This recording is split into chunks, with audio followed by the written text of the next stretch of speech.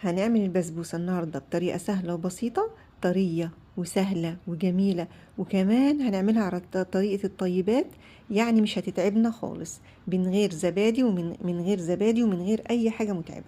تمام. عندي هنا كيسين من البسبوسة.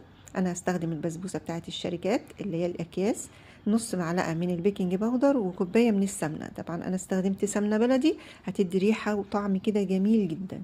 هقلبها بقى بالشكل ده لحد ما تبقى زي رمل البحر بالظبط. هخلي كل دقيق السميد بتاعي يتشرب كده بالسمنة، بالتقليب بالراحة خالص، من غير معجن ولا اضغط بايدي تماما.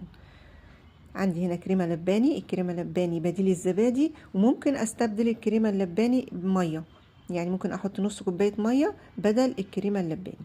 تمام. لا مش متوفرة، بس انا حبيت اضيف قيمة غذائية للبسبوسة بتاعتي بدل الزبادي. قلبتها كده بالشكل ده بدون عجن تماما، بطراطيف صوابعي. هقلب بالراحة خالص خالص لحد ما عجينة البسبوسة يعني تتظبط معايا وتتشرب تمام. هنا هي المفروض كانت محتاجة نص كوباية مية علشان تتلمي معايا كويس، لكن انا ما حطيتش، بس مش مشكلة، طلعت الحمد لله كويسة. بدأت ان انا يعني احط في ايدي مية واساوي الصينية بتاعتي بالشكل ده لحد ما اسد المسام بتاع البسبوسة معايا بالشكل ده. ممكن كمان اسهل بالمعلقة، هبلها مية وهعمل كده، هسويها تماما كده، اسد المسام تماما.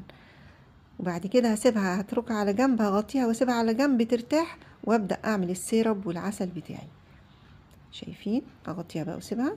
كوباية بقى من السكر على كوباية ونص من المية للمقدار الواحد.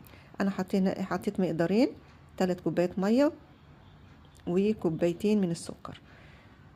تمام. معلقة كده من عسل الجلوكوز، وهحطها كده على النار، وهبدأ احطها في الفرن. انا هنا كنت عاملة صينية بطاطس بالكفتة، تحت حطيتها بقى تحت لحد ما عملت يعني حروفها لونت بالشكل ده. خلاص كده تمام، كده المهمة انتهت. فتحت بقى الشواية وهطفي من تحت، والخطوة دي هتخليها طرية من جوه جدا. فتحت الشواية، خدت لون، وبدأت ان انا احط العسل سخن. العسل سخن والبسبوسة سخنة، الصينية بتاعتي بالشكل ده هتتشرب وهتبقى ولا اروع. هنا بدأت تتشرب معايا كده، انا عرفت ان هي الحمد لله نجحت. غطيتها، طرية جدا وما شاء الله طلعت ممتازة. هبدأ ان انا بعد ما تبرد تماما اقطعها، ما اقطعهاش وهي سخنة. تمام. هنا حبيت اوريها لكم، بسم الله ما شاء الله، طرية جدا من جوه وملونة كده من الحروف ومن فوق ومن تحت، حاجة كده ولا اروع. جربوها، سهلة وبسيطة وصحية جدا جدا، مش متعبة. وبالهنا والشفا ليكم. السلام عليكم.